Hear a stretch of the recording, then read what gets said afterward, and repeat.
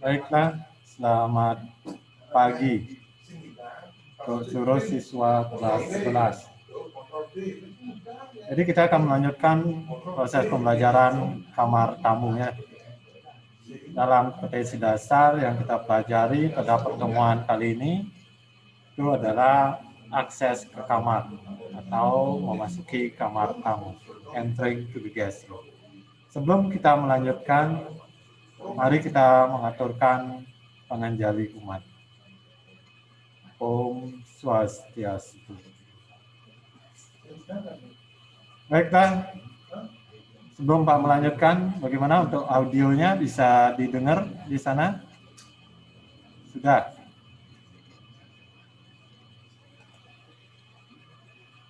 Sudah kedengaran ya? Sudah, oke. Kita lanjutkan ya. Jadi pada pertemuan sebelumnya, jadi kita sudah membahas sedikit untuk atau dalam proses pelaksanaan pembelajaran, hal-hal yang dilakukan oleh tugas room attendant sebelum melaksanakan atau melakukan proses memasuki kamar tamu. Di mana tugas room attendant harus melaksanakan pemeriksaan status kamar terlebih dahulu secara real, nyatanya, dengan status kamar yang diberikan melalui formulir oleh atasan ataupun room report tersebut. Jadi setelah dipastikan status kamar tersebut dan juga dipastikan tidak ada tanda DND, bisa dilanjutkan ke tahapan dalam menempatkan troli atau mendorong troli. Jadi itu juga sudah kita bahas bagaimana prosedur nanti ketika kalian mendorong troli di hotel, apalagi lokasi pantry dengan kamar yang dituju itu melalui koridor atau jauh dari pantry tersebut. Jadi ada SOP yang harus dilaksanakan. Nah, Pak harapkan materi itu bisa menunjang kalian untuk lebih profesional lagi dalam melaksanakan tugas nanti di hotel. Kita lanjutkan pembahasan terakhir pada pertemuan minggu lalu. Bagaimana poin dalam memasuki kamar tamu. Jadi pada pertemuan sebelumnya kita sudah membahas dalam proses memasuki kamar. Jadi itu kalian akan melaksanakan tahapan knock the door atau ring the bell setelah kalian memastikan status kamar tersebut sudah sesuai ataupun kamar tersebut bisa diproses untuk dibersihkan. Poin dalam knock the door atau ring the bell ini, yang pertama Pak ambil di sini, selalu mengetuk pintu, membunyikan bel, walaupun kalian itu yakin kamar tersebut statusnya visi. Apalagi tidak visi status kamar tersebut ya. Taken clean, berarti kamar itu kosong, bersih, itu pun kita harus tetap melakukan SOP tersebut. Misalnya kalian tahu, oh ini kamarnya nggak ada tamu, udah bersih, saya mau masuk, kalian nggak bisa nyelonong masuk kamar begitu saja.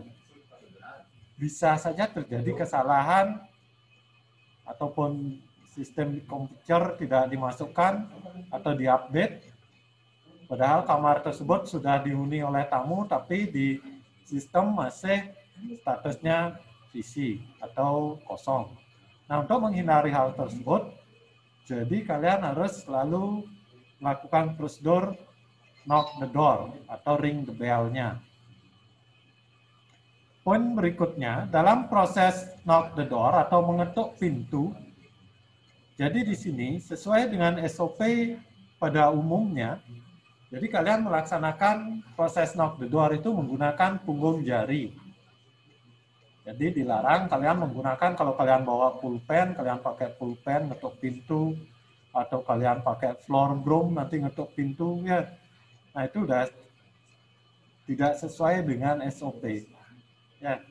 Jadi silakan pergunakan misalnya punggung jarinya, jadi kalian lakukan proses knock the door-nya. Jadi kita tetap memperhatikan attitude dan juga kesopanan nanti dalam melaksanakan proses.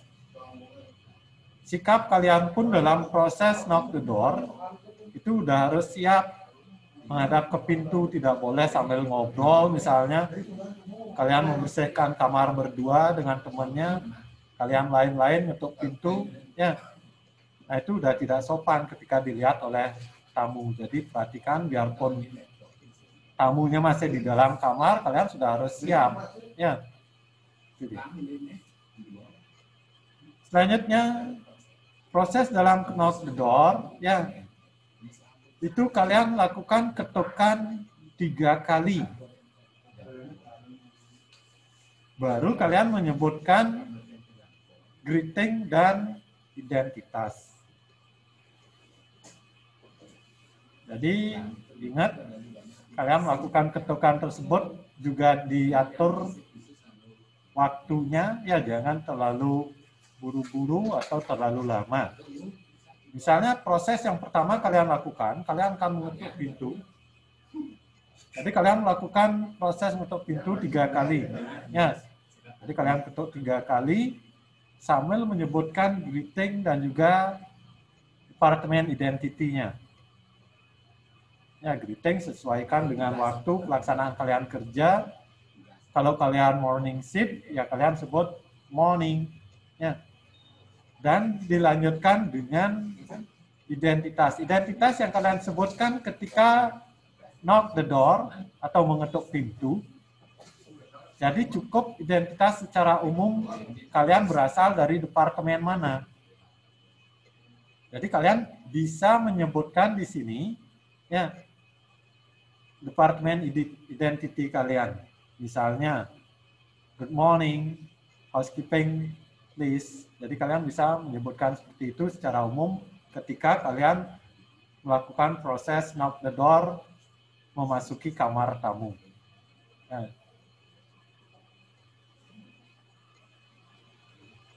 Nah, proses ini kalian lakukan bisa kalian lakukan pada umumnya itu sebanyak 3 kali, itu dia.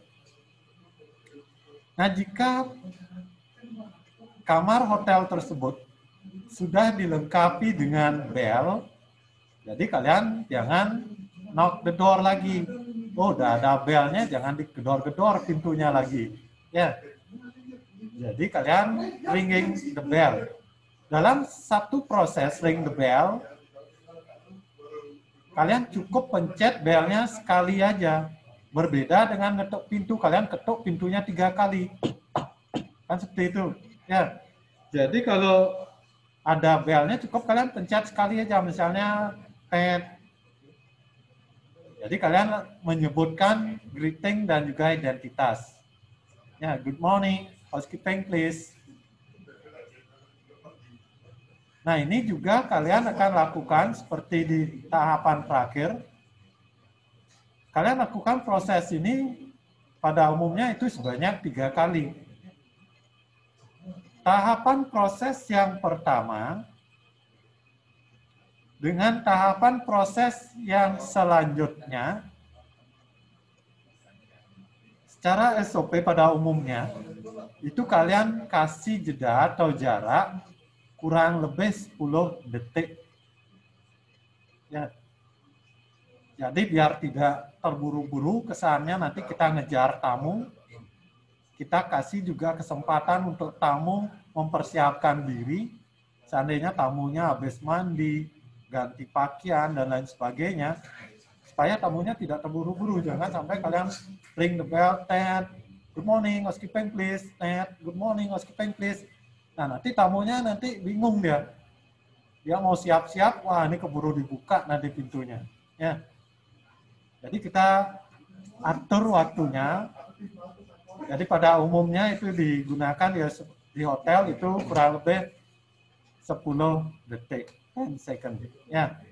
Jadi itu yang dilaksanakan tahapan pertama dan tahapan selanjutnya itu pada umumnya dilakukan sebanyak 3 kali. Dan kalian juga melakukan jangan terlalu lama. Ya, Misalnya kalian proses yang pertama, ya, good morning, housekeeping please. Kalian diam dulu 1 menit. Tamunya udah mau, tamunya lagi tidur, bangun, wah bener nggak ada ngetok pintu lagi dia tidur ya. Nanti lagi kalian pencet. Ya, jadi ini sudah ada SOP-nya itu. Ya, jangan terlalu cepat, jangan terlalu lama. Pada umumnya SOP yang digunakan di hotel kurang lebih 10 second atau 10 detik. Dan juga dalam proses tidak harus kalian ngitung ya. Good morning, housekeeping please. 1, 2, 3, 4. Nggak harus seperti itu nanti ya. Jadi kalian bisa perkirakan saja kurang lebih 10 detik. Jadi kalian lakukan proses knock the door yang kedua dan selanjutnya. Nah itu tahapan nanti ketika praktek, Pak harapkan kalian sudah bisa menerapkan, tidak bingung lagi ya. Karena beberapa Pak perhatikan dalam proses entering to the guest room atau memasuki kamar tamu, masih ada yang bingung gimana ngetuk pintunya, gimana sikap kita, ya apa yang saya sampaikan di luar. Nah sekarang kalau udah jelas proses tersebut, prosedur tersebut, nanti tinggal kalian praktekkan. Dan dalam proses praktek, kalian bisa lakukan dengan yakin dan percaya diri ya. Jadi tidak ragu-ragu lagi menyebut identitas ya. Suaranya tambah mengecil nanti dalam proses ya. Nah itu kalau kalian tidak pahami, oh ini loh prosedurnya. Jadi kalian nanti ketika kita melaksanakan praktek, kalian udah bisa melakukan, kalian bisa lakukan dengan baik. Itu dia.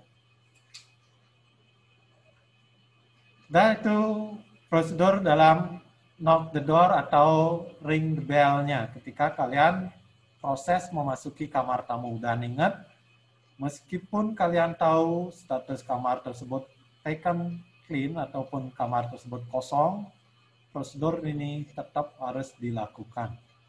Ya.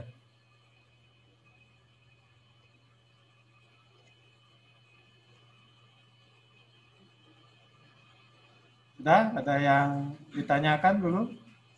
Sebelum Pak lanjutkan.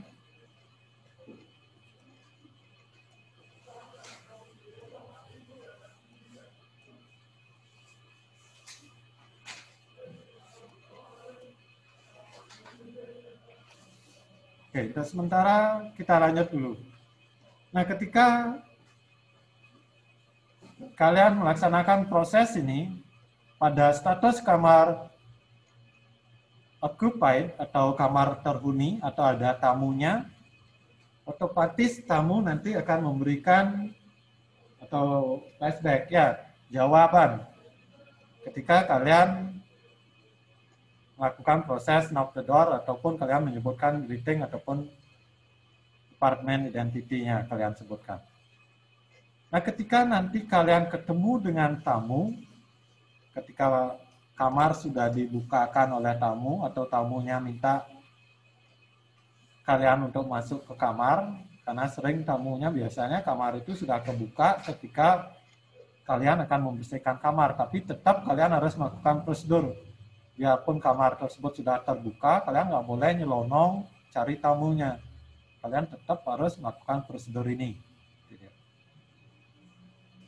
Nah, nanti ketika ketemu dengan tamu, poin yang pertama, kalian tetap greeting kembali. Ya, greeting sesuaikan dengan waktu, ya lebih sopan, lebih bagus. Prosedurnya seperti itu, tidak usah menyebut hello, ya halo atau lain sebagainya. Ya, jadi kalian ketemu dengan tamu, kalian greeting, memberikan salam. Selanjutnya, kalian menyebutkan personal identity kalian. Tadi di luar, kalian menyebut department identity kalian. Ketika ketemu dengan tamu, kalian menyebutkan personal identity kalian. Identitas personal kalian termasuk section tempat kalian bekerja. Sebagai contoh misalnya good morning, kalian menyebut nama habis itu supaya jelas. Ya, misalnya I'm Agung as a room attendant today. Jadi saya petugas kamar, saya Agung petugas kamar hari ini. Nah itu personal identity yang kalian sebutkan, kalian memperkenalkan diri. Sehingga nanti tamu secara jelas, oh ini petugas kamar namanya Agung.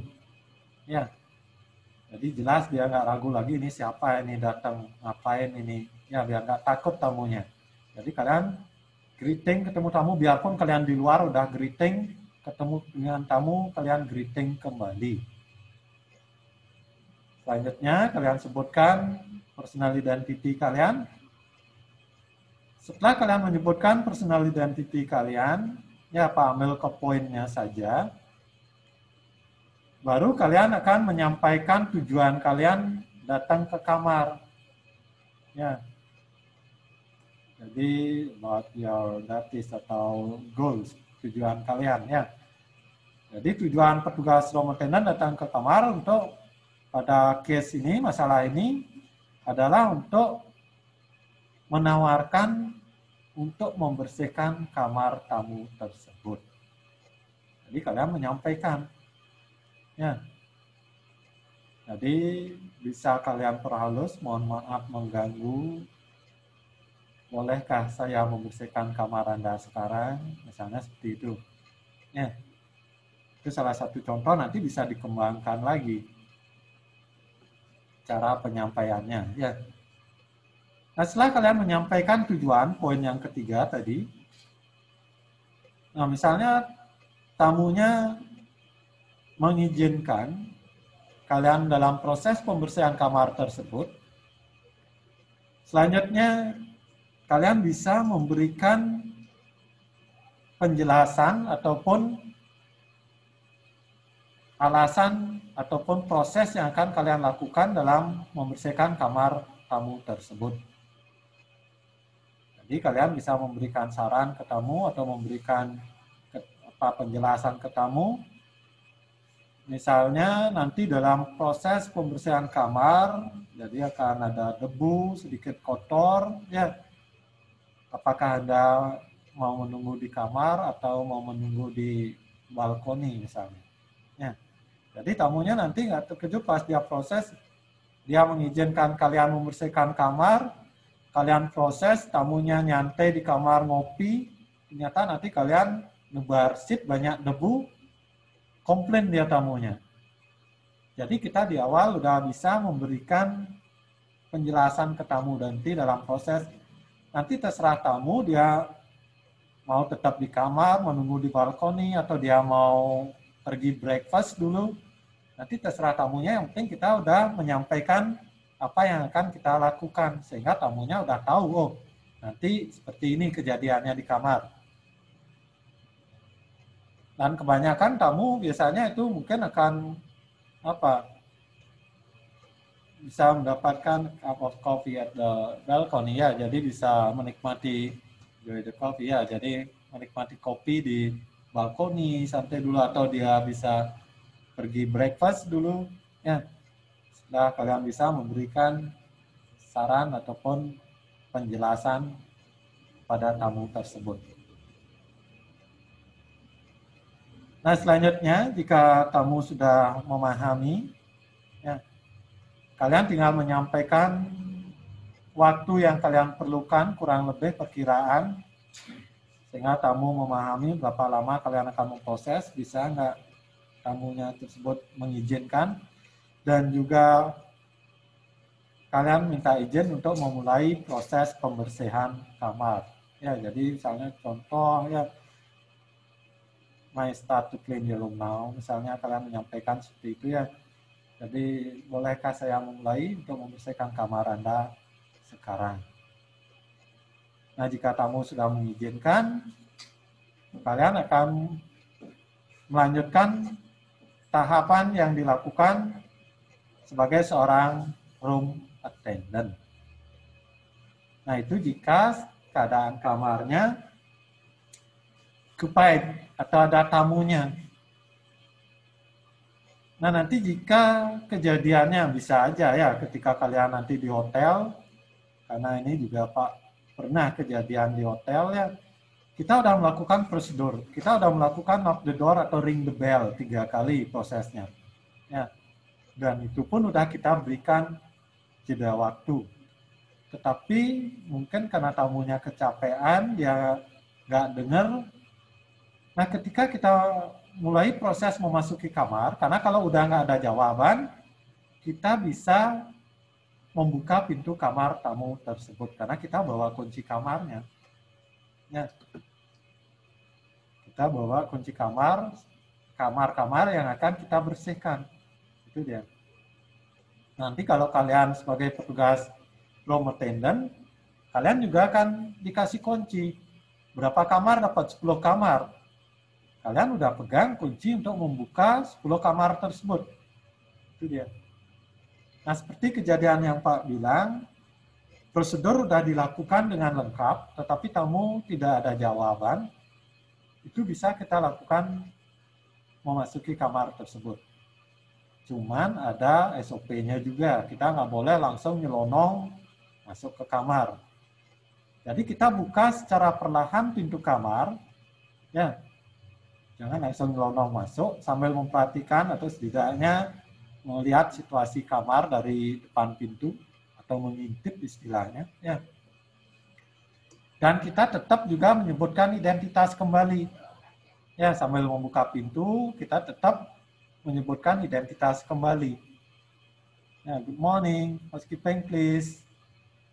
Nah, kita perhatikan kok nggak ada jawaban. Nah, seperti kejadian yang pernah Pak alami, tamunya itu masih tertidur dia. Mungkin karena terlalu capek ya. Jadi nggak dengar. Nah, ketika tamu tertidur dan kita memperhatikan tamu masih belum mendengarkan kita memasuki kamar tersebut, kita tutup perlahan pintu kamar tamu tersebut. Karena tamunya belum terganggu dia. Ya, jadi kita tutup kembali pintu kamar tersebut. Jadi kita tutup kembali. Nah, kita melanjutkan pembersihan ke kamar yang lainnya terlebih dahulu. Tetapi jika kalian begitu memasuki kamar, tamu tersebut ketika kita masuk ke kamar, dia mulai bangun dan melihat kita, ya, jangan kabur kalian, ya, wah tamunya tidur bangun, kabur nanti. Nah, nanti jangan seperti itu. Jadi kalian menyampaikan ketika tamu udah menyadari kita memasuki kamar tersebut, biar nggak curiga tamunya. Jadi kalau tamunya belum siap, bisa kita tunggu di depan kamar. Tapi kalau tamunya udah langsung manggil, kita menyampaikan permintaan maaf. Ya, kita menyampaikan permintaan maaf dan disampaikan bahwa kita sudah knock the door sesuai dengan prosedur sebanyak 3 kali, tetapi tidak ada jawaban. Ya, dan kita baru menyampaikan tujuan kita memasuki kamar tamu tersebut biar tamunya tidak curiga. Jadi ya, misalnya mohon maaf mengganggu istirahat Anda, ya, sorry disturbing, ya. Jadi kalian sampaikan identitas kalian biar tamunya tidak curiga dan tujuan kalian datang ke kamar. Ya. Nah, kalau tamu minta a few minutes atau later, nanti kita lanjutkan, kita kembali. Itu dia. Karena ini sering juga kejadian di hotel yang satu keluar, ternyata satu lagi masih istirahat. Itu dia.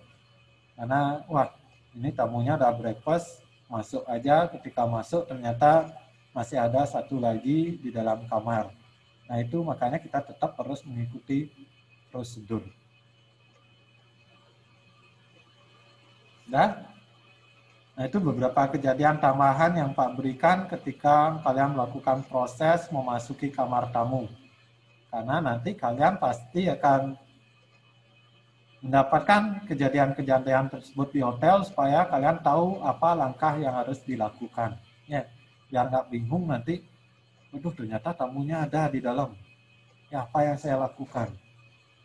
Nah, jadi ini sedikit tambahan Pak berikan di luar daripada poin pembelajaran sebagai pegangan kalian nanti ketika ada kejadian seperti itu. Oke, itu tahapan entering to the guest room-nya, memasuki kamar tamu. Ada yang ditanyakan dulu? Sebelum Pak lanjutkan, nah setelah ini apa yang dilakukan? Ada yang ditanyakan?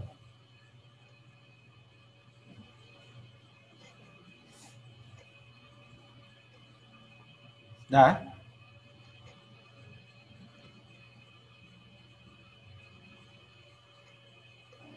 Oke, kalau sudah kita lanjut dulu. Atau sedikit Pak, confirm dulu ini ya, udah jelas belum?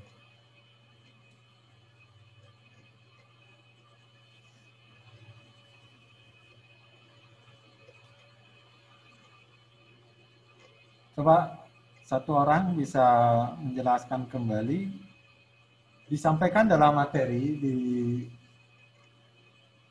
slide-nya, mungkin kalian masih bisa perhatikan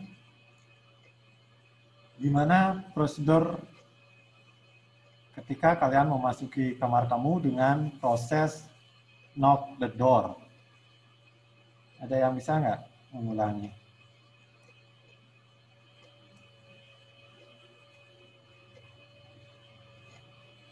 Masih di depan, apa yang kalian lakukan?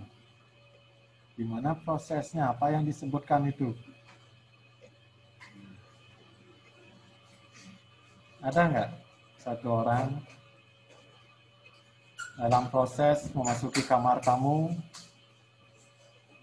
dengan tahapan knock the door-nya, bukan ring the bell-nya? Jadi di sini ada dua, ada knock the door, ada ring the bell. Gimana sih? Bisa nggak disimpulkan? Poin-poinnya saja boleh. Ada yang mau coba?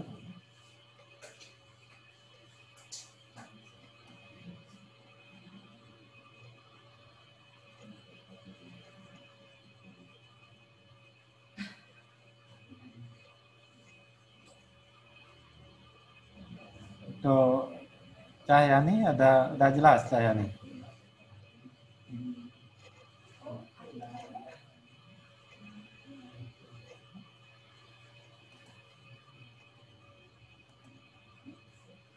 Mungkin ya. Ya Pak. Bisa disebutkan poin-poinnya Cahyani? Ya yang dari ngetuk pintunya Pak. Ya, dalam proses ngetuk pintunya apa yang dilakukan Cahyani?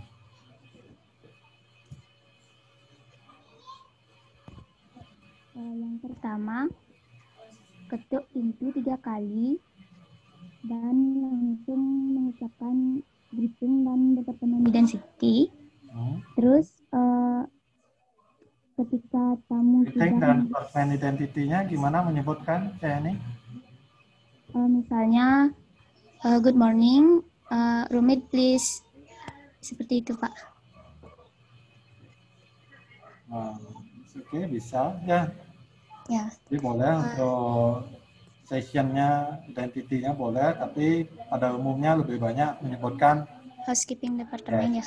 Jadi ya, Pak. Departemennya ya di awal. Ya, tapi nggak apa-apa, kita biasanya secara umum dulu. Oh ini dari housekeeping. Nanti kalau udah ketemu dengan tamu, baru kita memberikan penjelasan lebih spesifik. Oh, saya ini petugas ini, baru itu. Tapi nggak apa-apa, boleh ya. Nah, ini AP berapa? AP 4, Pak. AP 4. Nomor 9. Selanjutnya untuk prosedur ring the bell-nya, ada yang bisa menjelaskan nggak?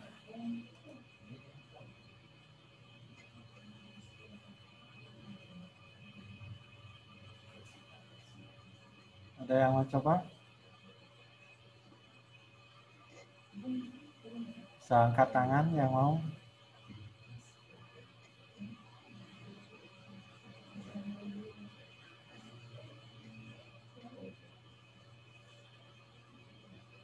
Sedana yoga, ada nggak sedana yoga nih? Sedana yoga bisa gimana proses ring the bell-nya ketika nanti, oh di hotel ini udah pakai bell dia, gimana prosedurnya, berapa kali dilakukan, gimana proses mencet bell-nya, bisa nggak sedana yoga ini? Ada, sedana yoga ini ada nggak? Nah ini namanya aja yang muncul ini. Itu tadi yang angkat tangan siapa? Dewayu ya? Silakan Dewayu coba.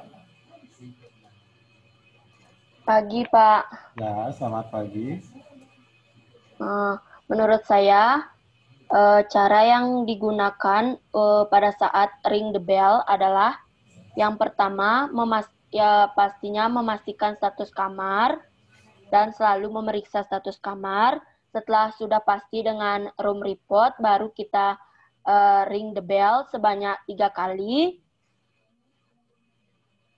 Dan setelah ring the bell, menyebutkan greeting dan departemen identity. Setelah itu, departemen identity dilanjutkan dengan menyebutkan jati diri, yaitu housekeeping.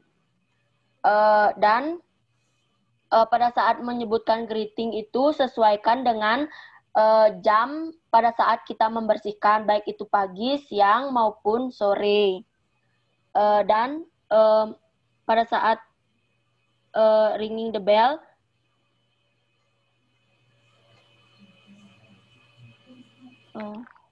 udah itu aja, Pak. Ya, oke. Wahyu AP berapa? 11 sampai 10. AP 10 nomor? 24. Udah bagus ya. Nanti bisa dibaca lagi. Nah, itu dia beberapa poin ya, nanti bisa kalian baca kembali. Jadi dalam ring the bell itu kalian prosedurnya totalnya kalian bisa melakukan 3 kali atau pada umumnya dilakukan 3 kali. Dalam setiap proses kalian cukup pencet sekali bellnya ya, kalian greeting dan sebutkan identity. Nah, itu poin dalam knock the door. Satu lagi, poin-poin yang bisa kita sampaikan ketika ketemu dengan tamu. Ada yang bisa menyebutkan nggak? Nah, ketika sekarang ketemu dengan tamu, apa saja yang harus kita sampaikan, poin-poinnya? Coba satu orang tadi sudah secara jelas, termasuk contoh Pak berikan. Ayo, yang cowok mana nih? Yang cowok kok nggak ada suaranya nih?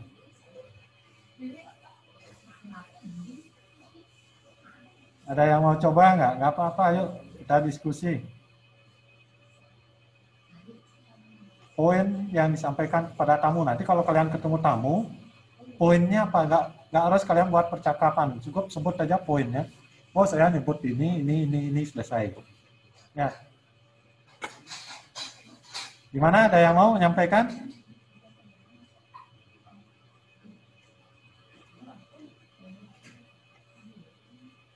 Halo, gimana ini? Dari berapa nih yang ada? 33. Dewayu aja nih. Yang lainnya gimana? Ayo. Oke, mempersingkat. Silakan Dewayu. Menurut saya, poin-poin yang harus disampaikan kepada tamu adalah yang pertama, menanyakan kepada tamu apakah kamarnya sudah boleh untuk dibersihkan. Setelah tamu membolehkan membersihkan kamar, menjelaskan kepada tamu bagaimana kita pada saat akan membersihkan kamar dan menanyakan pada tamu apakah akan tetap diam di kamar atau stay in lobby atau restoran, dan menjelaskan beberapa menit atau beberapa waktu kita akan lama kita akan membersihkan kamar agar tamu tahu jam berapa harus kembali lagi ke kamarnya. Itu aja, Pak. Oke. Jadi poin-poinnya sudah diulangi. Ingat nanti dalam praktek ya. Ingat aja poinnya. Ini hanya main poin ya, intinya. Nanti boleh dikembangkan lagi. Ya. Jadi ketemu tamu, greeting, sebut identitas, sampaikan tujuan, goals, purpose kalian datang ke kamar, kalian memberikan suggestion ataupun bisa memberi saran atau remix keterangan, penjelasan kepada tamu. Terus selanjutnya kalian bisa menyampaikan berapa lama proses yang diperlukan dan juga kalian minta izin untuk mulai proses. Itu aja poinnya. Ya, biar nanti apa saya harus ngomong ini. Ingat aja poinnya. Oh, greeting saya udah, identitas sudah. Ya, Nanti kalau kalian mau kembangkan lagi, silahkan. Kita lihat juga situasi ataupun bagaimana keadaan tamu. Ya, dia lagi perlu informasi, dia lagi pengen ngobrol nggak? Ya, kalau tamunya dia udah terbuka, oh bisa kita kembangkan lagi. Tapi kalau tamunya kelihatan, wah ini tamunya sedikit sibuk, ya kita jangan terlalu banyak juga. Jadi cukup poinnya saja. Nah itu proses dalam entering, nanti tinggal dipraktekkan, ya. Nanti begitu keadaan baik, Pak harapkan kita langsung melakukan proses entering dengan percakapan, ya, yang dilakukan. Nah, setelah diizinkan membersihkan kamar, tahapan apa selanjutnya dilakukan sebagai seorang petugas room attendant? Berikutnya ngapain kita? Oh, silakan bersihkan. Ngapain berikutnya? Oke, jadi berikutnya yang dilakukan, kita akan melakukan first check. Ya, jadi kalian tidak langsung bersih-bersih, kalian tidak langsung making bed, tidak langsung membersihkan kamar. Kalian akan melakukan first check, nanti kita bahas lebih lengkap dalam tahapan first check-nya. Setelah itu, setelah first check, kita akan melakukan proses saving room terlebih dahulu, ya. Condition ataupun situation in the room, ya. Jadi ini yang akan kita lakukan, yang akan kita bahas ya, karena waktu. Jadi cukup dulu sampai pemahaman di akses ke kamar tamu, first check dan saving room kita bahas pada pertemuan berikutnya. Nah, kita tutup dulu sampai di sini, akhiri dengan Prama Santi. Om Santi Santi Santi Om.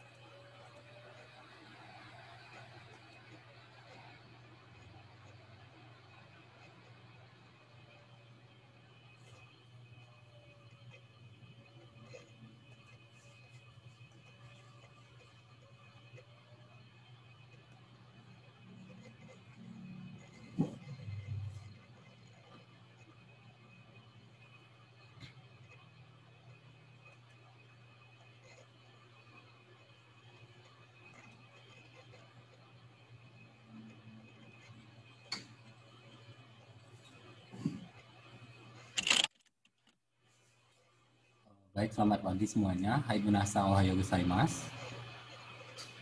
O genki desu ka?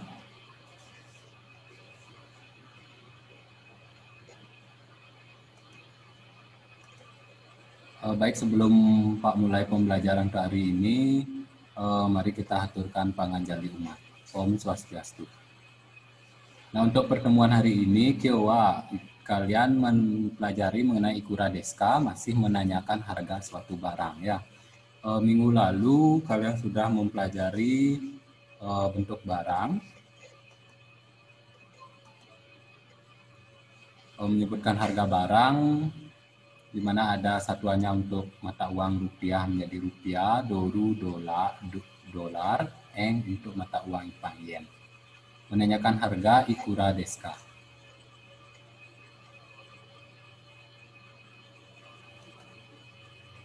Itu kalian sudah mempelajari Hyakukara, Sem Jumang Madides. Itu pelajaran dari ratusan sampai 100.000 ya.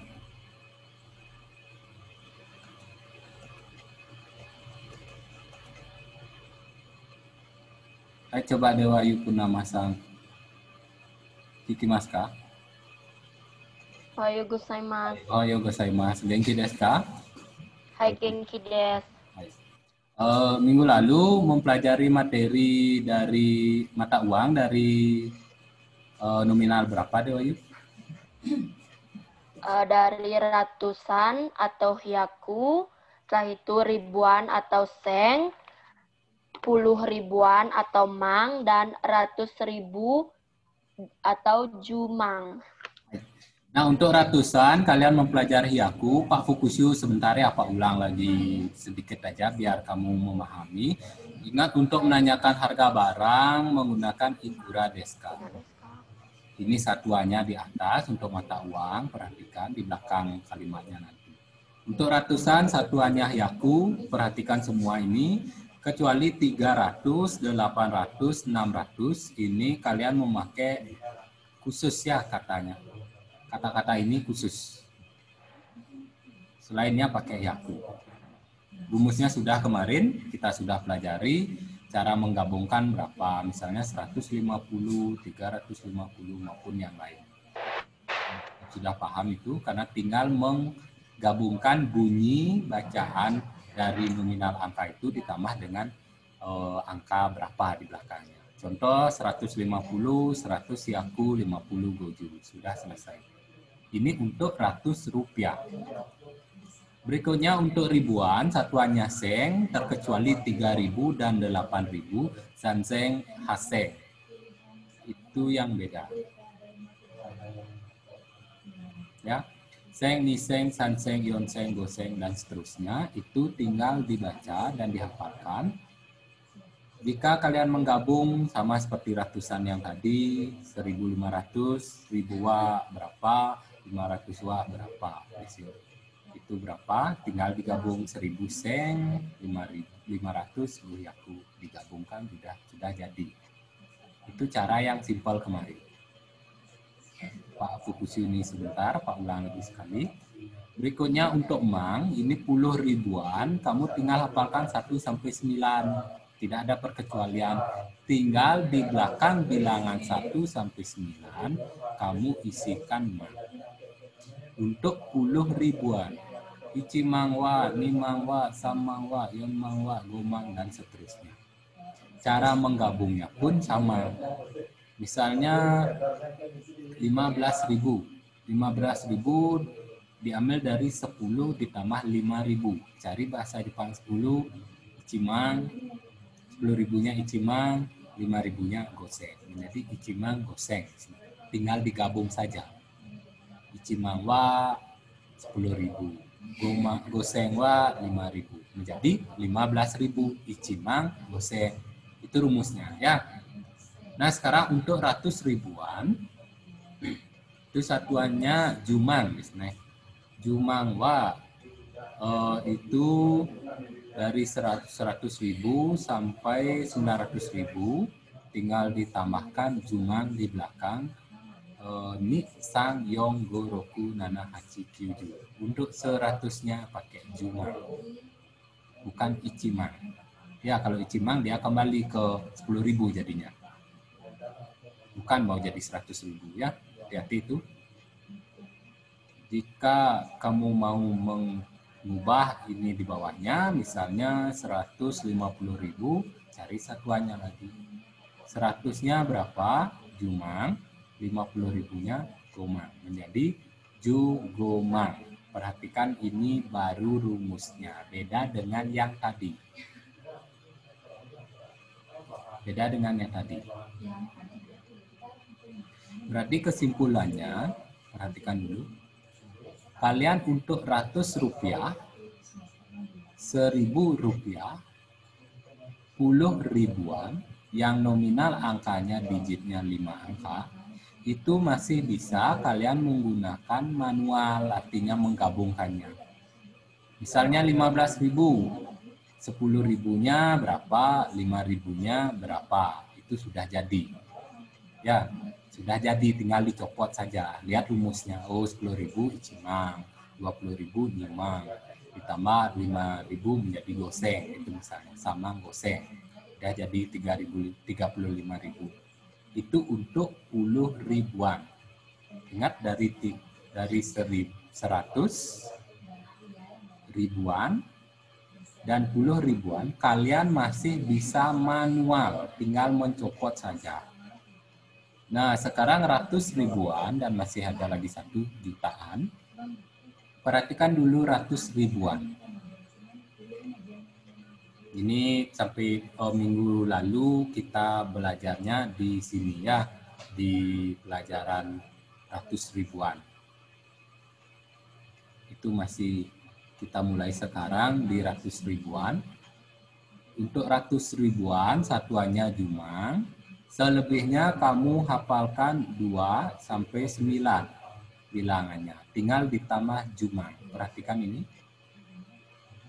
Jumang, ini jumang, san jumang, yon jumang, go jumang, roku jumang, nana jumang, haci jumang, kyu jumang. Itu sampai 900.000. Nah, sekarang perhatikan di bawah. Ini Pak kasih contoh 3. Itu ada 150.000, 350.000, dan 550.000 rupiah. Yes.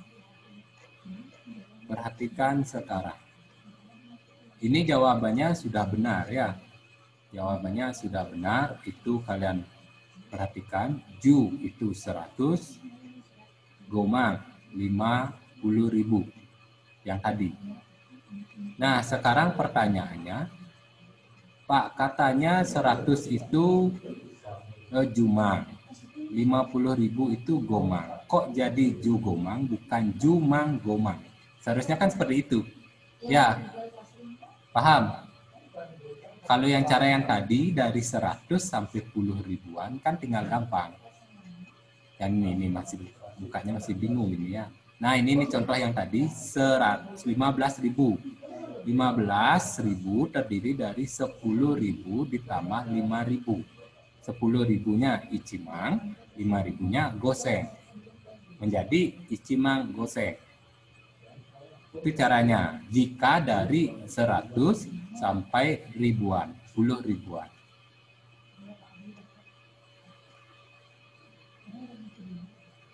Sekarang untuk ratus ribuan, kalian memakai rumus. Perhatikan berapa digit nominal angkanya di sini. Pak ambil contoh satu saja, 150.000 rupiah. Berapa digit angkanya? Ya, 6. Bagus sekali ya. Ini temannya sudah ada mengacungkan tangan. Jawabannya 6. 6 digit. Berarti kesimpulannya untuk nominal harga yang digitnya lebih dari 5, kamu menggunakan rumus. Nanti kita belajar di slide berikutnya, itu namanya rumus mang. Misalnya ju gomang, san ju gomang, go ju gomang. Yang penting kalian ingat saja dulu untuk ratus ribuan satuannya jumang. 100.000 jumang, 200.000 ni jumang, san jumang, dan seterusnya. Ini dulu pahami. Yang di bawah ini nanti Pak kasih rumus biar jadi jawabannya seperti ini. Ini dulu pahami. Ini untuk ratus ribuan.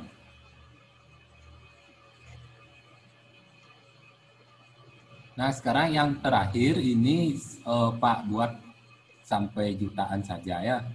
Maksudnya jutaannya sampai 9 juta saja. Nanti untuk 10 jutanya di pertemuan berikutnya ya, biar kamu nggak terlalu beban dengan mata uang ya. Coba jutaan silahkan dibaca dulu.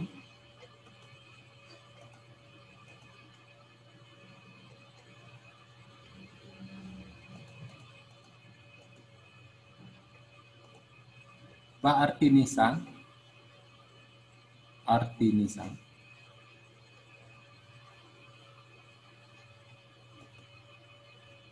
Coba Cahyani, Kadek Cahyani. Untuk jutaannya 1 sampai 9 juta. Semua Baik. 9. Ya. Yang pertama Hyakumang, yang kedua Ni Hyakumang, yang ketiga San Hyakumang, yang keempat Yon Hyakumang, yang kelima Go Hyakumang, yang keenam Rob Hyakumang, yang ketujuh Nana Hyakumang, yang kedelapan Hap Hyakumang, yang kesembilan Kyu Hyakumang. Ya. Nah, perhatikan ini tadi temannya sudah baca ya. Hyakumang, Ni Hyakumang, Sam Hyakumang, Yong Hyakumang, Go Hyakumang, Rob Hyakumang, Nana Hyakumang, Hap Hyakumang, Kyu Hyakumang. Nah, untuk 1 juta sampai 9 juta, kalian bisa ambil di 100 rupiah yang paling awal tadi. Tinggal ditambahkan mang di belakangnya. Yaku kan 100 rupiah, tambahkan mang menjadi 1 juta. Lihat nominal angkanya. 7. Intinya dihafalkan ini. Rumusnya kamu harus hafal. Kalau Hyakumang berarti jutaan. Kalau Jumang ratus ribuan. Kalau Mang 10 ribuan. Kalau Seng ribuan. Dan Hyaku ratusan rupiah. 5 ini ya. Nah, sekarang pertanyaannya, bagaimana caranya biar mangnya nggak double di sini? Ya, ini di sini ada 1.500.000 rupiah. 1 jutanya tadi dibaca temannya Hyakumang, 500-nya menjadi Gojumang. Seharusnya 1.500.000-nya Hyakumang, Gojumang. Nah, itu ada 2. Hyakumang, Gojumang. Gojumang itu kan 500. Hyakumangnya kan 1 juta. Seharusnya kan seperti itu jawabannya. Kenapa di sini Hyaku Gojumang? Mangnya 1, dan double. Ada yang bisa jawab? Pak Dewayu Purnamasang. Menurut saya, agar tidak ada terdapat 2 kata bunyi mang, Pak. Ya, bagus sekali. Memang tidak terdapat 2 bunyi mang. Ya, caranya sekarang di sini Pak kasih rumus. Perhatikan ada ratio. Memang agak membingungkan ya. Perlu orak-orek kalian di sampingnya. Sediakan. Nah, untuk bilangan angka yang nominalnya berkisar dari ratusan sampai puluh ribuan, cara yang digunakan untuk menyebutkan harga dapat diambil langsung pada setiap bilangan yang sudah disediakan. Contoh, ini contoh yang tadi, yang awal. 75.500, kalian cari 70 nanamang, 5.000 goseng, 500 rupiah go Hyaku. Ini penjabarannya. Ini jawaban yang benar. Karena nominal angkanya masih 5 digit. Ya, perhatikan nominal angkanya masih 5 digit. 7, 1, 2, 3, 4, 5.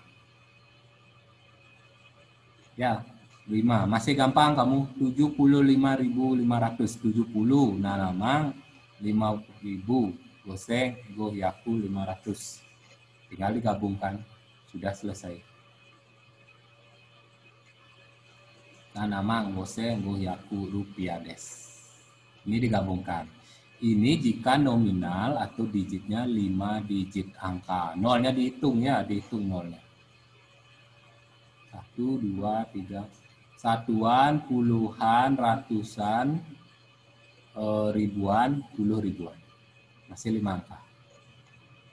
Itu rumus yang dari 1 sampai 3.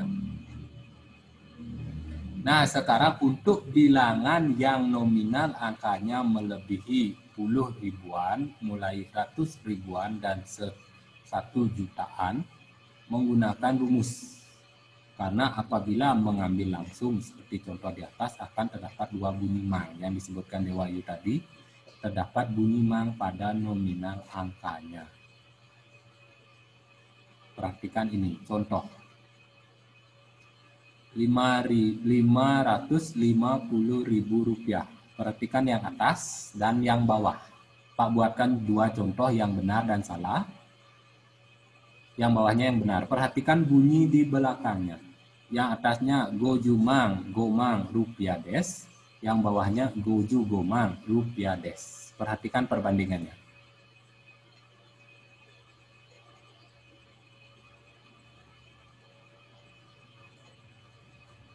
Itu perbandingannya.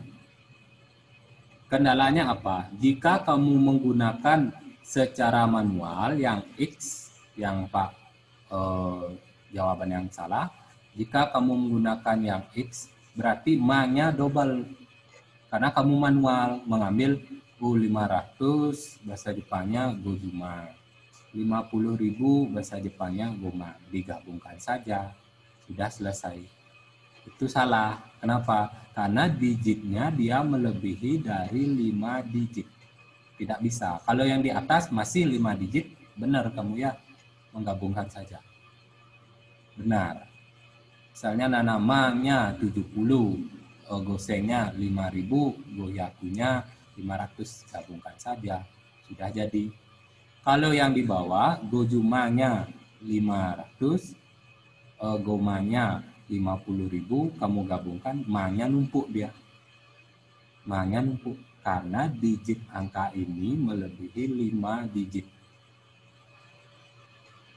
Yang benar jawabannya goju, gomang, rupiah des. Terus bagaimana caranya biar nggak double ma-nya?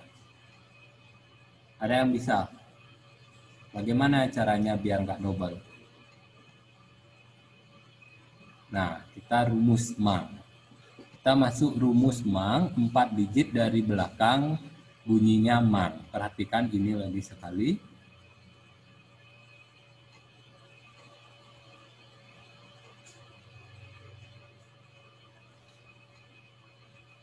Pak tampilkan 2 contoh yang A dan B. Nah, untuk yang A, kamu memakai manual. Misalnya kamu belum ngerti rumus mang, kamu tinggal mengambil bunyi hurufnya saja, mengambil jumlah mata uangnya saja, kamu gabungkan semua menjadi seperti ini. Tapi ini yang salah ya, contoh yang salah. Nominalnya sama dengan yang B, cuma bentuknya atau bunyinya beda. Perhatikan. 1.250.500 rupiah. Jika kamu menggunakan yang cara A, 1 juta yakumang bunyinya, 200 miliar ni jumang, 50 gomang, 500 goh yaku. Sekarang kamu gabungkan jawabannya. Yakumang ni jumang, gomang, goh yaku. Banyak sekali ya mangnya ya. Ya ini ketawa kalian. Mangnya banyak sekali. Repot kamu bilang mangnya terlalu banyak. Ya. Mang ya bukan man. N di belakang dibaca eng. Yakumang, ni jumang, gomang, goh yaku rupiah des. Mungkin tamu Jepangnya ada yang ngerti ya, karena kita masih belajar. Tapi ribet jadinya. Kalau kamu memanualkan cara belajarnya menggunakan ini. Boleh manual, tapi hasilnya seperti ini jadinya. Biar nggak manual, kamu harus menggunakan rumus. Ini ada ora-oreknya, Pak buatkan. Nggak matematika saja ya, ini bahasa Jepang juga ada. Ini 1.250.500 rupiah. Jawaban yang benar, yaku ni jugomang go ya. Yaku ni jugomang go yaku rupiah des. Bagaimana caranya biar kamu mendapatkan seperti jawaban ini? Menggunakan rumus Mang, 4 digit dari belakang nominal angka. Perhatikan. Jika ada mata uang yang melebihi 5 digit, seperti ini, 1.250.500, itu digit angkanya 1, 2, 3, 4, 5, 6, 7. Kamu harus pilih dia, artinya bagikan dia 2 kelompok, 4 angka dari belakang. Ingat nolnya dihitung, jangan nggak dihitung. Ya, 4 angka dari belakang, kita mulai ambil 0, 0, 5, 0. Berarti 4 angka. Isi titik. Atau kamu bisa kasih garis pembelat ya. Pemisah. Terus sisanya kan masih 3 digit. 1, 2, 5. Anggap ini tidak ada satuan mata uang, tidak jutaan, tidak ratusan, gitu dia. Anggap aja dia 2 kelompok. Kelompok A dan kelompok B. Itu caranya jika melebihi 5 digit. Kalau yang masih 5 digit gampang, cari 100 berapa, 1000 berapa, gitu. Kalau yang lebih itu bagi 2 ini, anggap ini yang pertama kelompok A dan kelompok B. Kalau di negara Indonesia ada mata uang seperti ini? Nominal angka seperti ini ada? Tidak ya, yang ada seperti ini, yang di atasnya. 1.250.500. Kalau di Indonesia nggak ada ya, 125 berapa ini? 500. Nah, sekarang perhatikan, yang kelompok A nominalnya ada 3, jumlahnya 125. Kamu cari bahasa Jepang 125 berapa? 100-nya hyaku, 2-nya ni, puluhannya ju, 5-nya go. Digabung. Hyaku, ni, ju, go. Sudah kamu dapat jawaban yang A. Sekarang yang kelompok B, yang sisa 4 digit, harus 4 digit ya, nggak boleh 5 kamu atau 6, harus 4 dari belakang. Itu poinnya jika melebihi 5 digit. Sekarang sisanya yang kelompok B itu ada 0,500. Berarti 0 yang depan ini tidak mengandung bilangan dia ya, tidak mengandung mata uang. Berarti 500 rupiah, cari ke awal tadi berapa? Go yaku. Sekarang A dan B kamu gabung. Jadinya yaku ni jugo go yaku. Kan digabung. Terus ma-nya kok nggak ada, Pak? Ini kok merah dia? Ini dah bunyinya ma, titik ini. Paham kalian? 125 yaku ni jugo. Udah dapat jawabannya.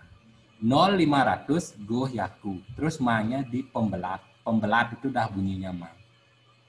Makanya jawabannya yaku ni jugo mang go yaku rupiah des. Ini jawabannya sama. Dengan yang bawah. Kalau kamu pakai manual seperti nomor A, ma-nya banyak sekali repot jadinya. Nanti kalau pakai nulis hiragana, sibuk kamu nulis huruf ma-en gitu ya, mang. Paham? Diorak-orek dulu, diorak-orek. Ini untuk bilangan berarti kisaran mulai bilangannya dari 100 sampai jutaan. Itu Pak kasih kalian 9 juta itu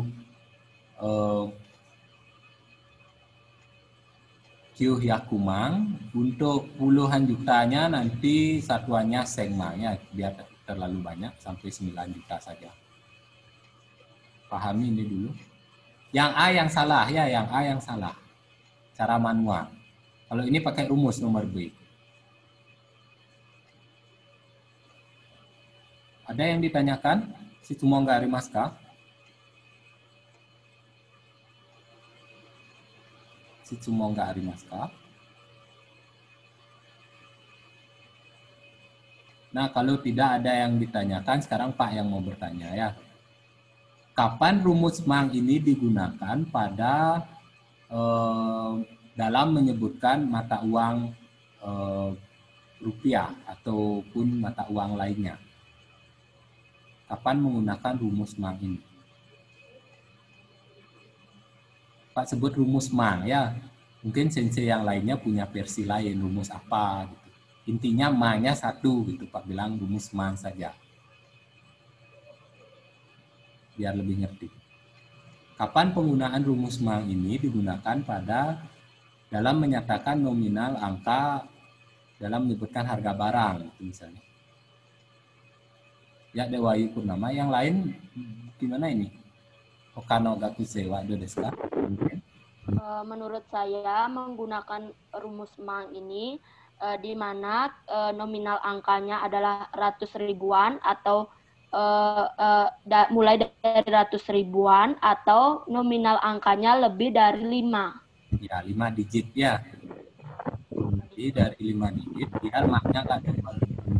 Sebenarnya cara A kamu boleh, tapi maknya repot dia ya kebanyakan. Ribet kamu jadinya. Intinya Pak ulang ya. Boleh nanya nggak Pak? Ya boleh. Misalnya saya buat contohnya 2.250.500 gitu misalnya kan Pak. Berarti ni hyaku ni ju gomang rupiah des gitu ya Pak. Mau Cido ulang lagi sekali. Apa itu? 2.250.500. Ya. Menjadi? Jawabannya ni hyaku ni jugomang rupiah des gitu ya. 500 wa go yaku. Rupiah des gitu. Ya, sama ya, sama. Ya. Yang lain paham? Harus dilatihkan di orak-orak, dilatihkan buat nominal yang lain.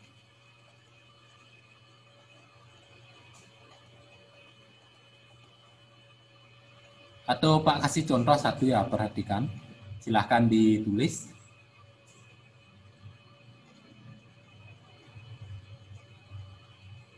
Sudah? 880.500.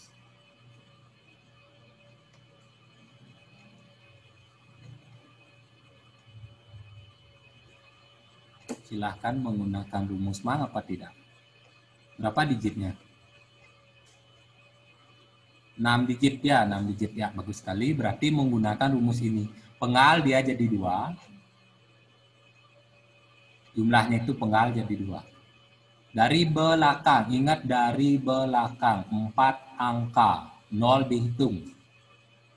Berarti Mangnya di mana letaknya? Mangnya di letaknya. Titiknya itu pembelatnya di mana? Di antara ya 8 dan 0, berarti kelompok 1 ada 2 angka, yaitu 88. Kelompok 2 ada 4 angka, 0, 500. Sekarang fungsinya kamu cari dulu bahasa Jepang 88 berapa. Kalau sudah ketemu 88, itu kelompok A. Sekarang sisanya cari yang kelompok B. B-nya ada 0,500. Berarti 0-nya nggak dihitung, hitung 500-nya. Baru bisa kamu tambahkan Mang di pembelat tadi. Siapa yang bisa? Ini kayak matematika ya.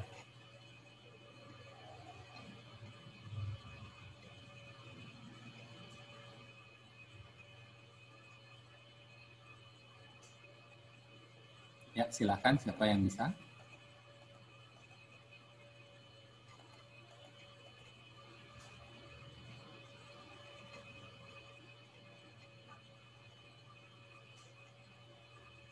Berapa jadinya?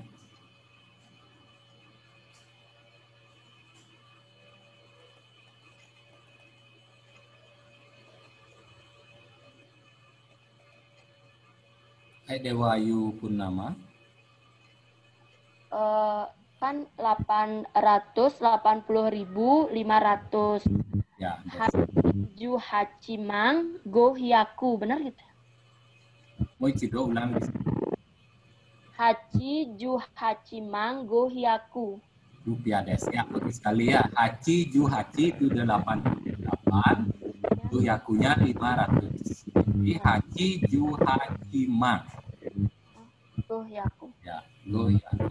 Itu ingat ya, lagi kali Pak tekankan jika digitnya lebih dari 5. Jika digitnya masih 5, kamu gunakan cara yang manual. Ambil satuan bilangannya apa, misalnya ratus ribuan, 30 ribuan, ribuan itu misalnya ya, gunakan. Nah, sekarang kita latihan, ini Rensu Shimasho. Mari kita berlatih. Silahkan latihkan.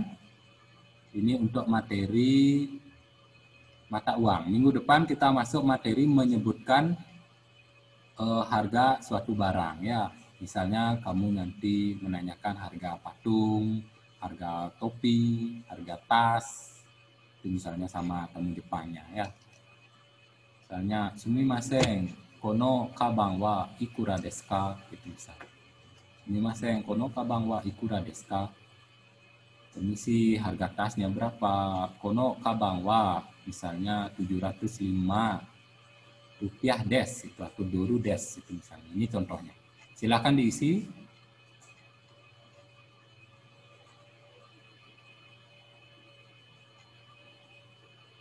Nah, di sini ada 10 pertanyaan. Silakan diorak-orekkan ya. Nah, ini untuk tugas minggu depan. Kalian latihkan di rumah ini. Jika lebih dari 5 digit, gunakan rumus Mang. Jika tidak, kamu tinggal mencopot satuannya berapa. Ya, lihat di slide yang tadi. Itu lengkap sudah Pak buatkan dari 100 rupiah sampai 9 juta. Untuk 10 juta, bahasa Jepangnya sengman ya. Sengman. Misalnya 10 juta berapa, kita nanti lanjutkan biar kamu nggak terlalu tinggi, ini terlalu banyak, pusing nanti jadinya ya.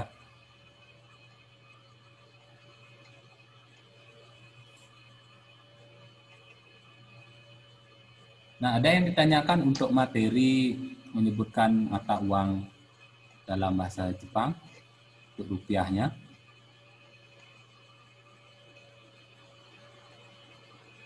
Tidak, nanti dilanjutkan ya tugasnya. Minggu depan itu PR, silahkan dikerjakan. Nah, untuk hari ini karena waktunya Pak akhiri, kita bertemu minggu depan. Sayonara mata raisu, otsukari sama deshita. Akhir kata Pak tutup para santi om, santi, santi, santi om. Sayonara.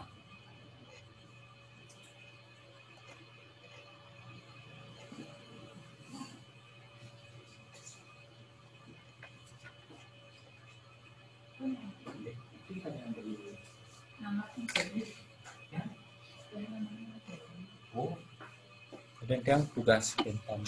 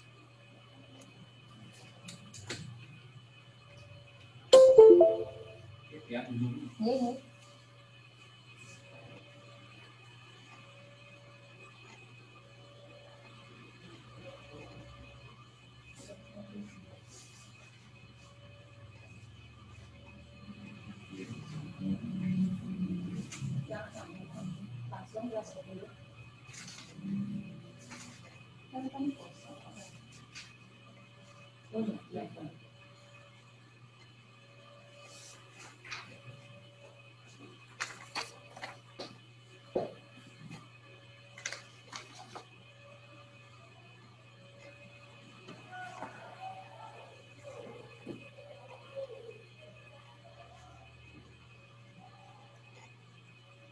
partisipan kan?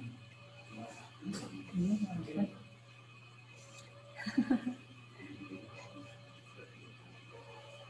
macam ni.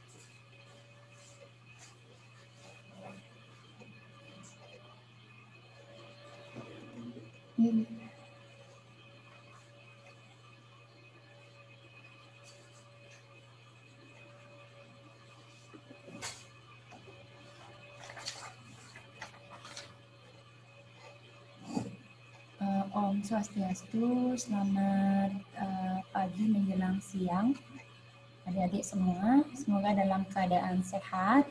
Nah sekarang saya, Ibu Ari, akan melanjutkan materi dari Pak Agung Mayung di pertemuan sebelumnya. Nah sebelumnya mungkin sudah membahas tentang spirit ya. Nah sekarang kita akan lanjut ke liker. Oke, silakan persiapkan catatannya. Bisa di screenshot juga HP-nya agar nanti ulangan hariannya bisa dijawab ya. Oke, jadi kita akan ke liker dulu. Semoga pernah mendengar kata liker ya, karena ini kan kita di kelas 2 SMK, masih hal yang baru ya, baru dengar, kemudian bahkan merasakan pun juga tidak ya, apalagi liker itu adalah kadar alkoholnya sangat tinggi sekali. Ini hanya sekedar mengetahui saja, kita perkenalan aja dulu apa nama-nama minuman yang ada di bar. Oke, selanjutnya kita akan bahas tentang liker. Jadi liker itu adalah minuman alcoholic beverage yang dibuat dengan bahan dasar spirit yang ditambahkan flavoring agent, sweetening agent, kemudian coloring agent. Jadi begini, liker itu dasarnya adalah minuman campuran. Ya. Minuman campuran yang mana basicnya adalah spirit. Spirit yang kemarin kita bahas adalah seperti whisky, brandy, rum, ya dan lain sebagainya. Ada 5 basic spirit ya, ada 5. Nah, spirit ini akan ditambahkan flavoring agents, aroma, sweetening agent, pemanis, dan coloring agent atau pewarna. Nah, jadi itu yang disebut dengan liker, ya. Nah, proses pembuatan liker itu juga ada banyak. Seperti itu, ada 3 kalau tidak salah ya. Nanti akan saya bahas di belakang. Nah, pada mulanya, para biarawan dari Prancis dan Italia abad pertengahan membuat sebuah minuman untuk tujuan pengobatan dengan mencampur spirit dengan herb. Nah, jadi gini, dulunya yang seperti disebutkan ada yang namanya biarawan, artinya kayak biara seperti itu di gereja dari Prancis. ada yang sakit. Nah, kebetulan mereka mencoba untuk mencampur minuman. Nah, pada saat itu kebetulan mereka mencampur spirit, bahan dasar yang spirit dengan herb. Herb itu adalah rempah-rempah. Ya. Nah, jadilah obat. Nah, seperti itu asal mula daripada liker. Ya. Oke, kita lanjut saja.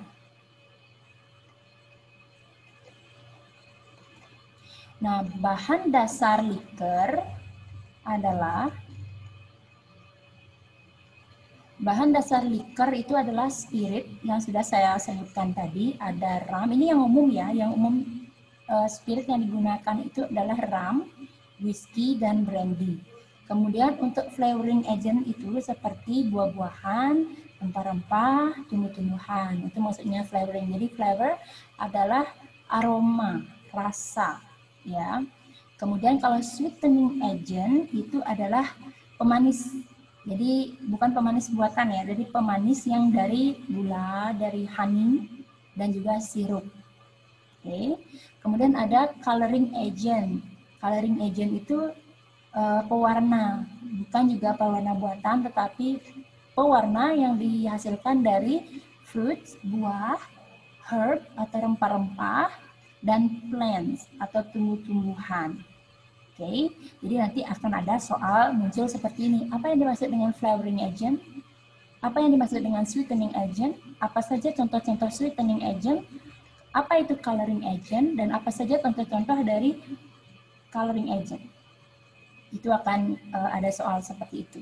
Ya, juga spirit. Spirit itu ada 5 basic spirit, ada 5 apa saja. Nah, dan saya yakin kalian sudah tahu ya. Oke, lanjut lagi.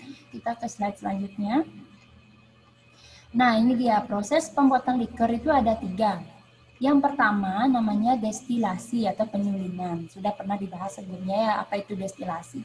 Jadi saya singgung lagi sedikit. Jadi spirit dan tumbuhan didestilasi. Destilasi dipanaskan sampai 78 derajat Celcius sehingga alkohol pada campuran atau cairan tersebut menguap dan terbentuk kemudian didinginkan menjadi titik cair.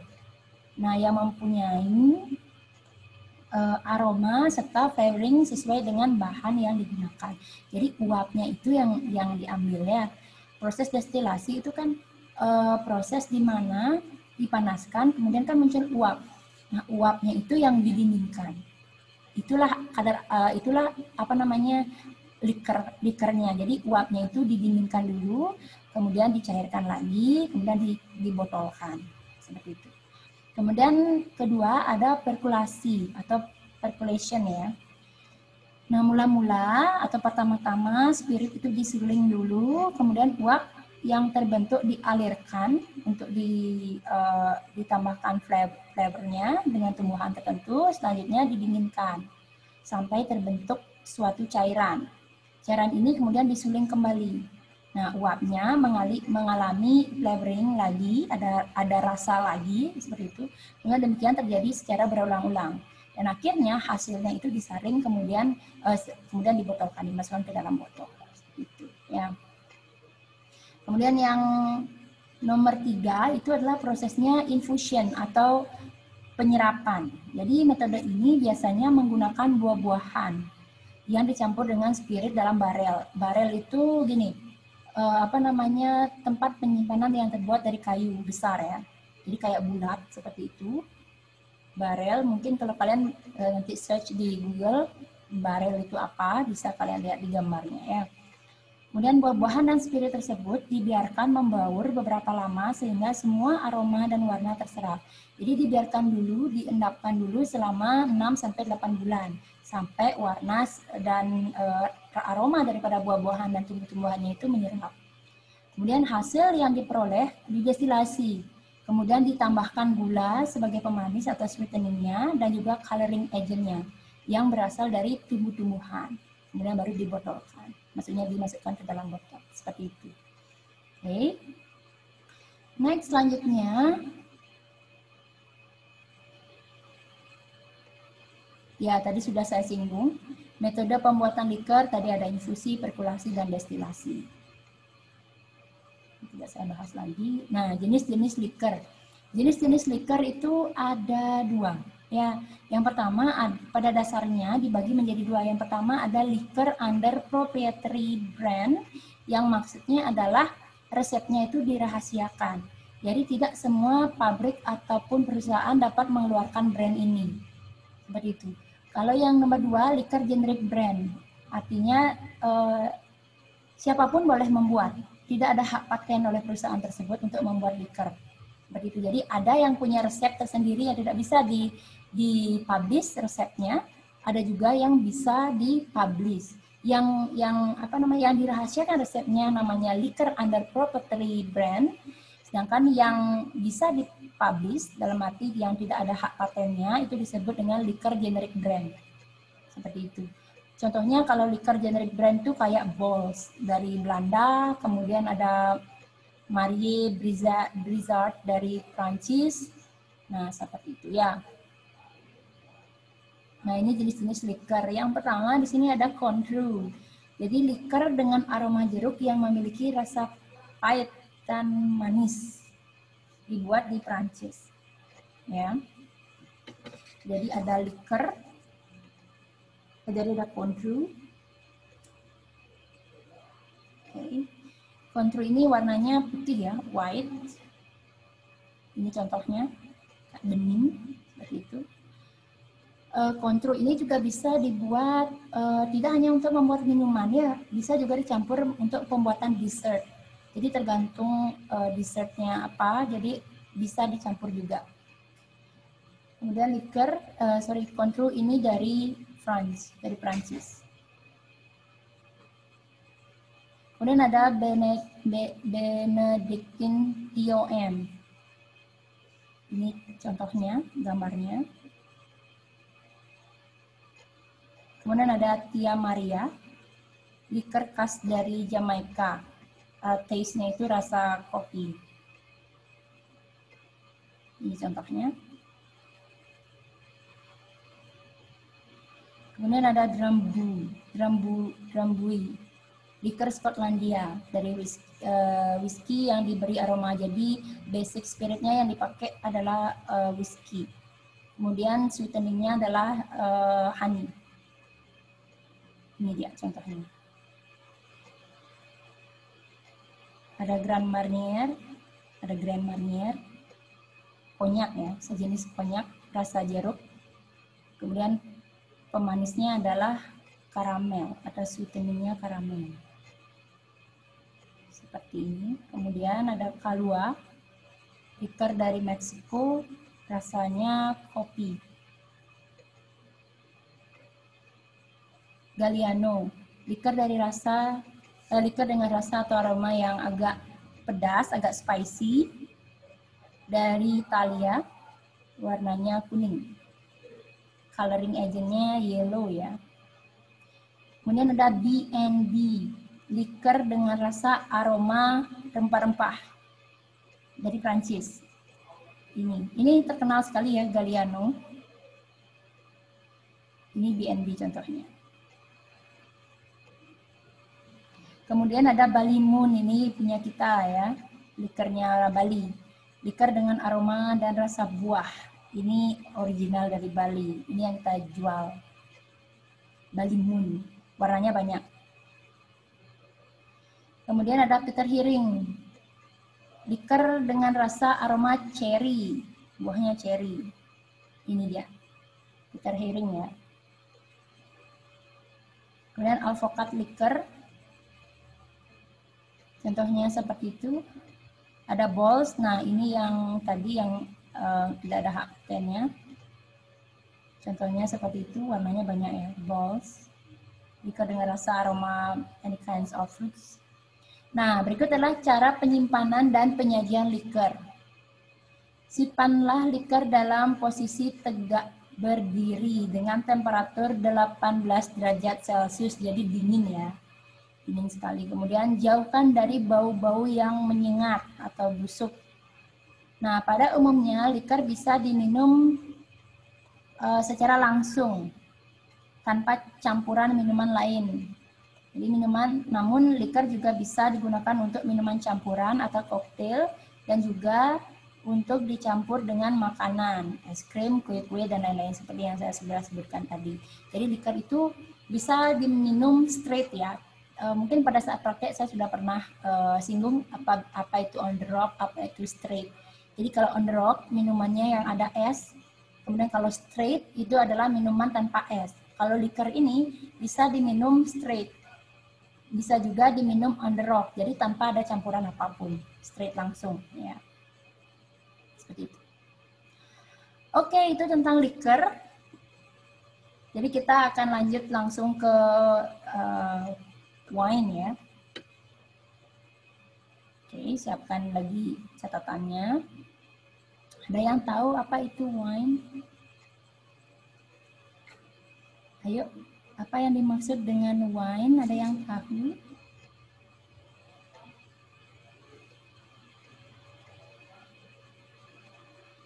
Ada yang tahu? Coba satu orang, apa yang dimaksud dengan wine? Kayaknya ini sudah pernah dibahas sebelumnya ya. Cuma kita mengingat kembali. Apa yang dimaksud dengan wine? Wine adalah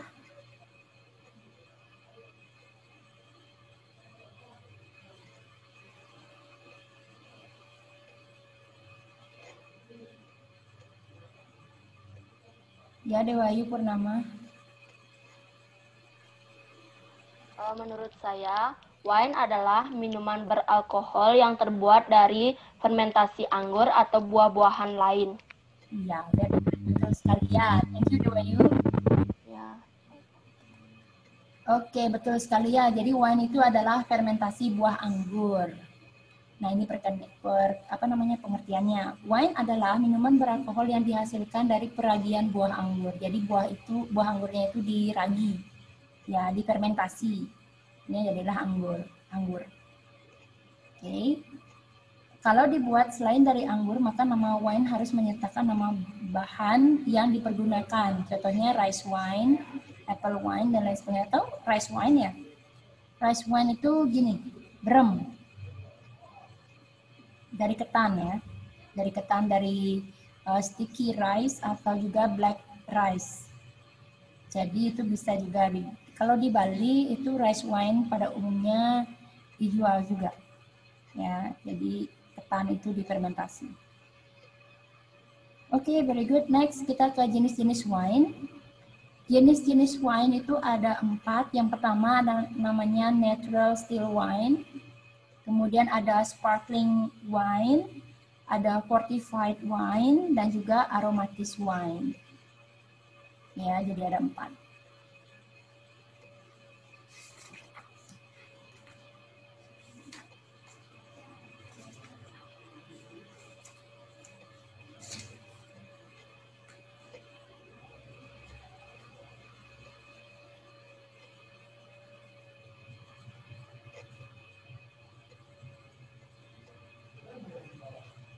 Udah?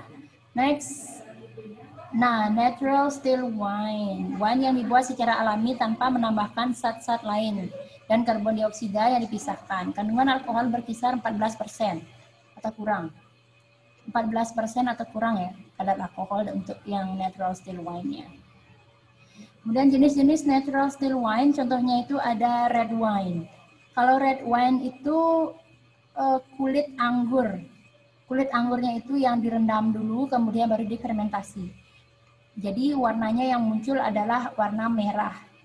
Kalau kita membicarakan red wine, itu ada juga yang yang full body, ada yang light. Kalau full body itu warnanya merah pekat, merah hitam, merah kehitam-hitaman. Jadi agak gelap merahnya. Kalau light itu kayak agak muda, merah tapi agak muda, tapi bukan merah muda ya. Kalau merah muda itu namanya rosé. Tapi dia agak light, agak terang warnanya. Itu kalau red wine. Kemudian contoh daripada red wine itu ada Hatton. Hatton itu adalah wine yang merek ya, bukan maksudnya mereknya kita orang Indonesia. Kemudian kalau red wine contohnya itu ada Pinot Noir, ada Cabernet Sauvignon, Sauvignon Blanc. Bukan Sauvignon Blanc. Kalau Sauvignon Blanc itu adalah white wine. Cabernet Sauvignon itu yang dari Prancis, contoh daripada red wine. Kemudian kalau white wine itu tanpa kulit, jadi isi daripada buah anggur itu difermentasi. Sedangkan kalau rosé itu adalah campuran antara kulitnya dan sama isinya. Kalau white wine itu warnanya ada yang kuning, ya, ada light, ada agak kuning sekali, kemudian ada juga yang light. Contohnya kalau white wine itu Chardonnay, kemudian Sauvignon Blanc, itu dari Prancis, kemudian apa lagi ya, ada Riesling juga. Kemudian rosé itu yang warna pink, jadi campuran antara buah anggur kulitnya sama yang isinya, seperti itu. Ya. Semoga bisa dipahami ya. Kalau kita nggak lihat yang nyata, real aslinya, agak sulit ya memahaminya. Oke, lanjut. Proses penyimpanan wine, kalau yang white sama yang rosé itu harus chill, harus dingin ya. Kurang lebih suhunya adalah 10 derajat Celcius. Kemudian kalau red wine itu disimpan agak panas, bukannya panas, maksudnya agak tidak terlalu dingin ya. Jadi suhunya kurang lebih 18 derajat Celcius. Kemudian kalau white wine ini memang harus disajikan dingin. Biasanya kalau dulu ya, kalau saya kerja, tamunya yang order white wine atau rosé, dia membutuhkan wine chiller yang mana isinya itu adalah ice cube. Kemudian botol daripada white wine atau rosé itu dimasukkan ke dalam wine chiller yang ada ice cube-nya. Seperti itu. Sedangkan kalau red wine, dia disajikan tidak tanpa es, jadi hanya langsung disajikan saja. Namun ada juga tamu yang menginginkan red wine itu dimasukkan ke dalam decanter terlebih dahulu. Jadi agar tanin itu tanahnya itu mengendap ke bawah dulu, kemudian baru disajikan. Seperti itu penyimpanan untuk white sama red. Kemudian kelompokkan wine sesuai dengan jenisnya.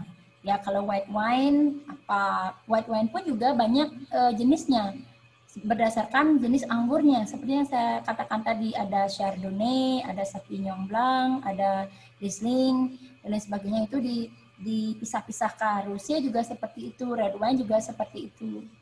Nah, jadi harus dikelompokkan. Kenapa? Supaya tidak bingung nanti nyarinya.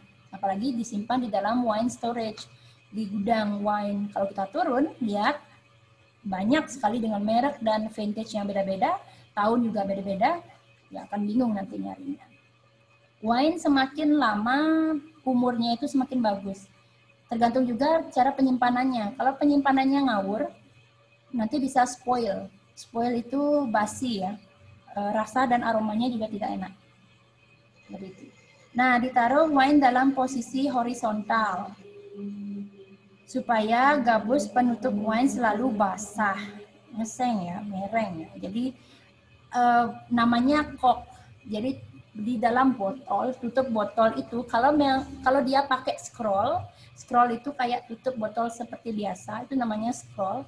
Tapi kalau ada wine yang menggunakan wine cork, kalau wine cork itu kayak barel, bau kayak gabus, nah itu harus selalu basah, tidak boleh kering. Kalau kering, nanti tidak bisa dibuka, karena cara bukanya itu khusus, ada spesial, ada wine opener namanya.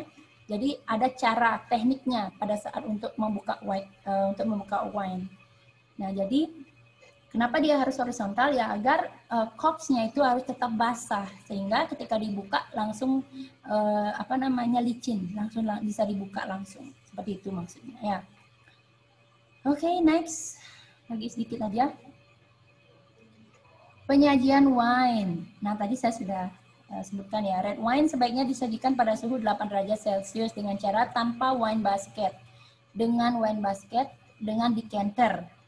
Jadi decanter itu kayak gelas kaca besar ya, besar. Kemudian wine yang ada dalam botol itu dibuka dulu, kemudian dimasukkan ke decanter, kemudian tunggu dulu sampai taninnya mengendap, seperti itu, kemudian baru dites, baru diminum. Nah, cara menyajikannya juga itu harus di-testing terlebih dahulu oleh hostnya. Nanti kalian bisa cari di YouTube ya, bagaimana cara menyajikan wine yang benar. Jadi, pertama kalian presentasikan why-nya dulu dengan megang agak horizontal seperti itu. Kemudian sebutkan nama wine-nya apa, dari mana, kemudian tahun vintage-nya itu kapan, tahun panennya kapan, seperti itu. Baru disajikan, seperti itu ya. Ya contohnya seperti, excuse me sir, Cabernet Sauvignon from France 2008. Are you ready to open the wine? Misalkan seperti itu. Would you like to taste the wine first? Kemudian kalian buka wine-nya, kemudian kasih tamunya tasting cuman sedikit aja, hanya beberapa ketelan aja. Kemudian diputar-putar dulu wine-nya agar aromanya keluar.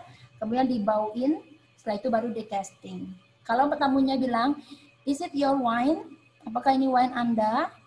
How does it taste? Bagaimana rasanya? Oh, kalau tamunya bilang, okay, the taste is good. Baru kalian mulai memporing sesuai dengan takarannya, seperti itu. Untuk white dan rosé wine cooler. Nah, tadi saya juga sudah jelaskan, jadi memang harus disajikan dalam suhu 10 derajat Celcius dan memerlukan wine cooler atau wine chiller. Ya, harus ada esnya, kemudian dimasukkan botolnya di sana dulu, memang dingin sekali. Dan gelas wine-nya juga itu harus dimasukkan ke chiller dulu. Jadi gelas white wine sama red wine itu berbeda. Kalau red wine ya bersih cukup. Sedangkan kalau white wine itu dimasukkan ke chiller dulu atau di freezer, di chiller, di pendingin. Kalau sudah dingin gelasnya baru kita sajikan, dan itu harus memang tetap dingin. Ya. Karena rasa juga berbeda. Oke, next. Sparkling. Oke, lagi 2 menit ya. Sparkling wine. Nah, wine yang mengandung karbon dioksida dengan kandungan alkohol sekitar 14%. Cork atau tutup botol dikencangkan dan dikuatkan dengan kawat yang dilapisi dengan silver foil untuk mencegah cork tidak lepas karena tekanan dari karbon dioksida. Oke, ini sparkling ya. Kalau sparkling wine itu ada bubbles-nya, ada gelembung-gelembung-gelembungnya. Sejenis champagne, tapi tidak semua champagne dikatakan sparkling. Kalau champagne itu dibuat di lembah champagne. Kalau sparkling, ya tidak semua champagne bisa dikatakan sparkling, tapi sparkling semuanya champagne. Nah, seperti itu rumusnya. Ya. Jadi sparkling wine itu penutupnya itu karena ada karbon dioksida di dalamnya, jadi diikat sama kawat besi, dan ada teknik cara membukanya. Harus ditekan tutup botolnya. Jika tidak ditekan, itu akan langsung ke atas, langsung meledak, kemudian langsung keluar isi-isinya semua. Jadi harus ada teknik membuka sparkling. Oke, saya lewatkan aja dulu, kita tidak akan mempraktekkan ini juga. Lanjut. Metode pembuatannya ada impregnation dan juga metode champenoise. Ya, ada yang prosesnya injeksi ya, dan penambahan gula. Oke, saya skip aja ini. Jenis-jenis sparkling wine. Nah, ada champagne, the king of wine, dan other champagne. Kalau champagne wine ini hanya dibuat di daerah Prancis, di daerah lembah Champagne. Ada Champagne nama daerahnya dengan menggunakan metode champenoise. Kemudian kalau sparkling wine ini bisa dibuat dengan metode impregnation, khususnya diproduksi di Prancis, Jerman, Italia, dan Australia. Jadi champagne ini yang spesial ya, yang khusus dan juga mahal tentunya.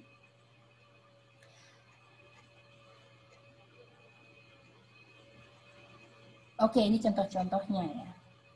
Ya, ada brut atau nature, kemudian extra dry, ada sec, ada demi sec, ada demi dough, ada dough juga. Oke, that's it about wine dulu. Nanti kita akan lanjutkan lagi penyimpanannya dan juga fortified wine-nya. Ada yang mau ditanyakan sebelum saya akhiri? Mehi? Tidak? Udah cukup ya? Nanti kalau memang ada ingin ditanyakan, kalian bisa chat saya dan Pak Agung pribadi. Mungkin kalau pengen lebih tahu lagi tentang minuman di bar, baik itu kopi maupun tea, alkohol dan non-alcoholic beverage, silakan hubungi kami ya, jangan ragu bertanya. Oke. Akan ada juga video yang akan menyusul bagaimana cara pembuatan minuman. Ada 6 minuman yang akan nanti kalian buat. 2 diantaranya adalah minuman kopi, hot coffee dan juga ice coffee. Kemudian ada alcoholic beverage, 2 minuman juga, mojito dan juga angel tip dengan metode yang berbeda. Kemudian dan juga yang non-alcoholic beverage ada orange squash dan juga watermelon smoothie. 6 minuman yang akan kita praktekkan nanti. Silakan kalian pelajari di rumah bagaimana cara membuat kopi, minuman alkoholik dan non-alkoholiknya.